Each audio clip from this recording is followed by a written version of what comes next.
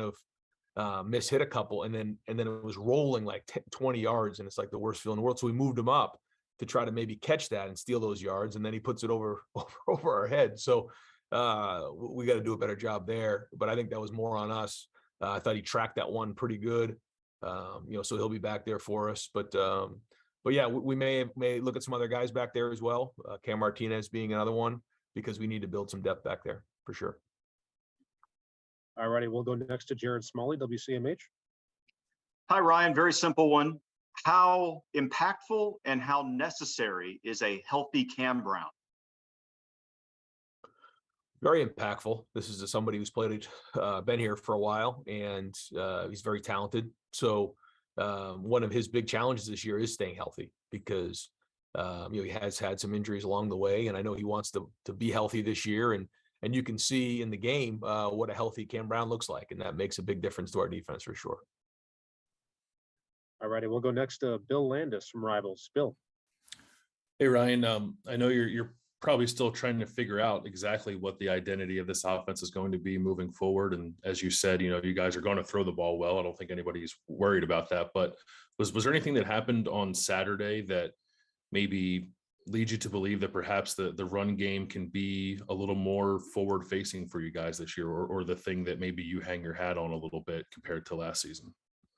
Well, one of the things that we knew in the offseason just across the board was, if we want to get to where we need to be, we got to play good defense. We got to stop the run. And that's something that we spent time on, and we've got off to a good start there. But also, in order to be complete on offense, we have to run the football when they know we're going to run the ball. There's certain teams that'll play us and drop 8 and put 2 high safeties up there. And when that happens, then we have to run the football.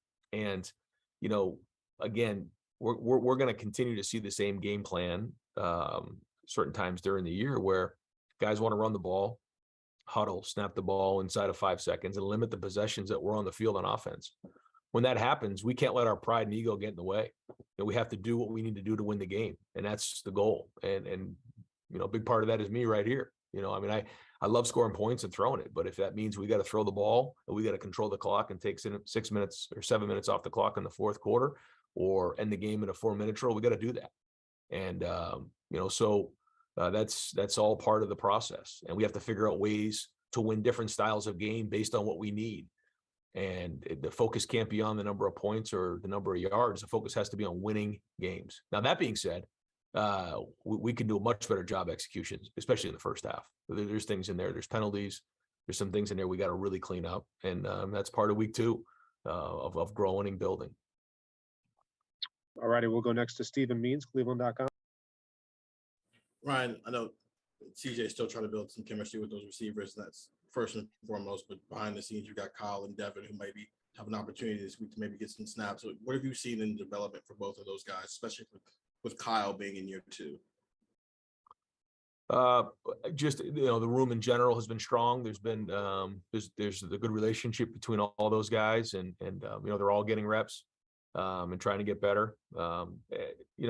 At the end of the day, when you're a backup quarterback, you're one snap away, and sometimes that doesn't feel that way.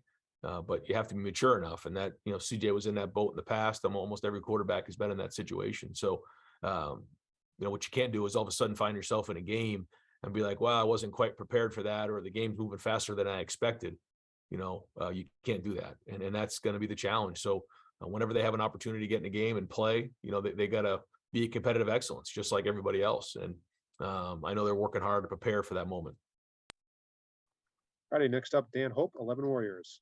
Ryan, you guys didn't play any freshmen on offense or defense against Notre Dame. Does that make it really important in these next couple non-conference games for you to be able to get those guys some reps?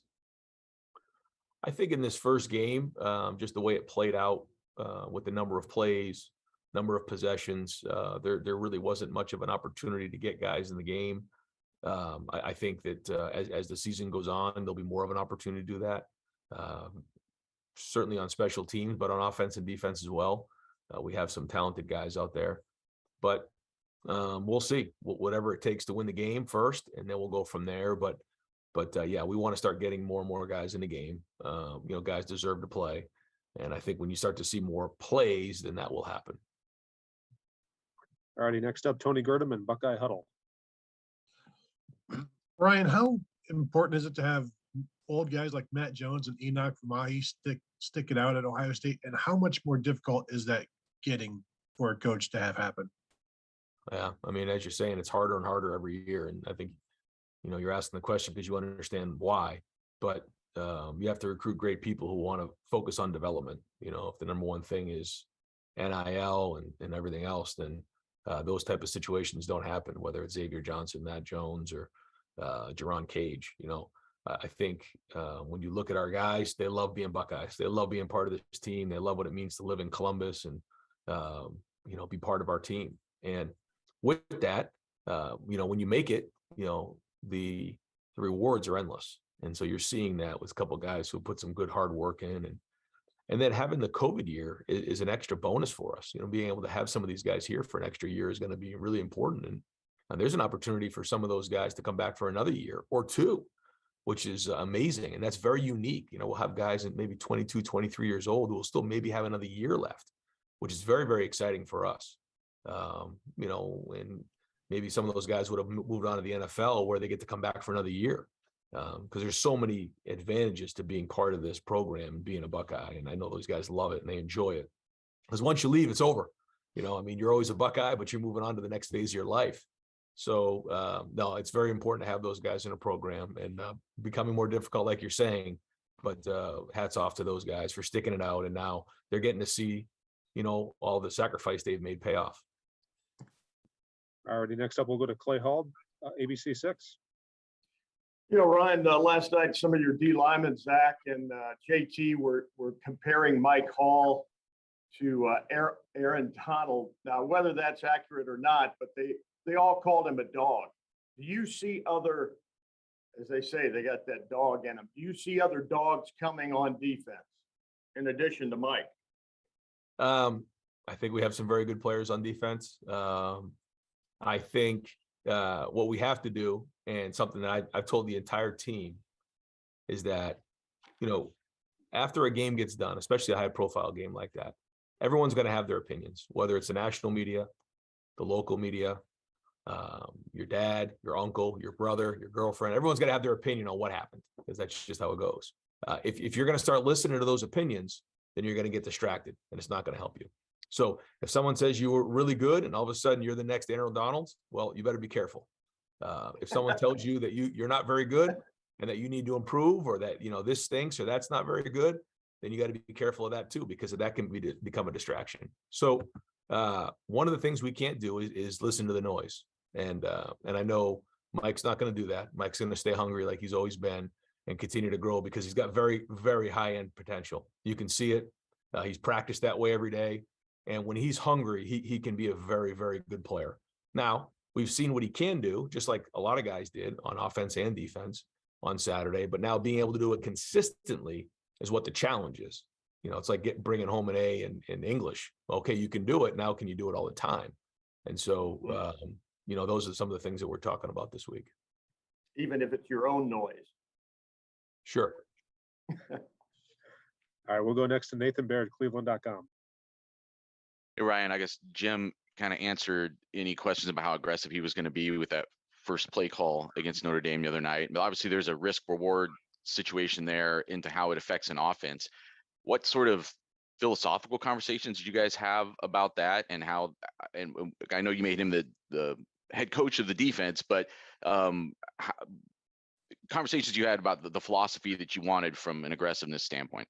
Yeah, I mean, we've talked about it before. What I don't want to do is get in the way. What I want to do is allow him to call what he thinks is best to stop their offense.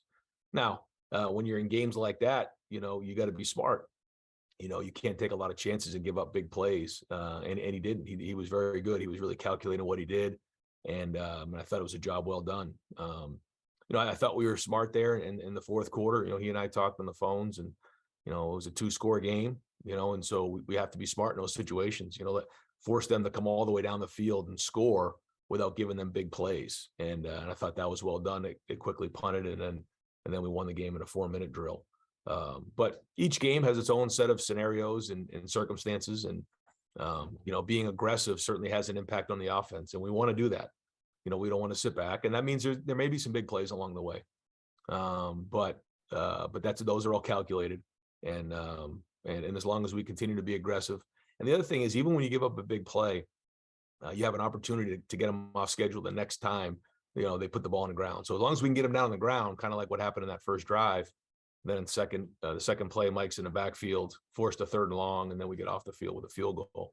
I think our guys believe in that. They believe in the fact that they can force them to snap it one more time, and maybe we get them off schedule, and we go from there. All right, we'll go next to Brendan Gulick, Buckeyes Now on SI.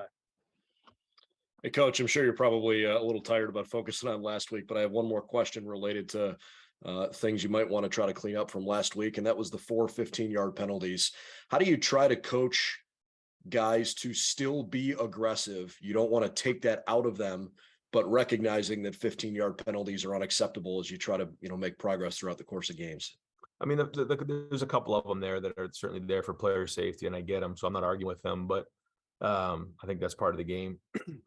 The one that Jaden had where he retaliated was completely unacceptable and ridiculous. That's lack of discipline. The ones that bother me, though, were the 5-yarders with the false starts. We just can't have those type of things. That's going to get us off schedule on offense. So there's certain things that when we're aggressive, they're going to be things like that. And those things we're not going to back down from. But we also have to be smart, certainly. But I thought there was some tough ones in there, and we'll kind of live with those. But the ones that we can control, we got to do better with. All right, last couple here. We'll go to Bill Rabinowitz. Bill. Yeah, Matt Jones said he had 102-degree fever the night before the game. The fact that he gutted it out, played well. What does that say about him? And also, how prepared would you be for him to play center if Luke can't go? And you probably won't update his status, but if you could. Yeah.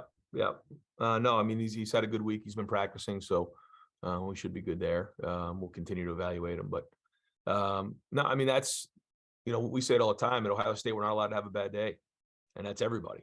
That's players, that's coaches, that's across the board. And so I just think, our guys have taken on that mentality, and you got to be able to count on me. And even on a day like that, I can still be pretty good, and on my good days be great, and on my great days be elite, and I just, that's the way this game is, because this game will take you to your knees. This game doesn't care if, you lost a family member. This game doesn't care if you're sick.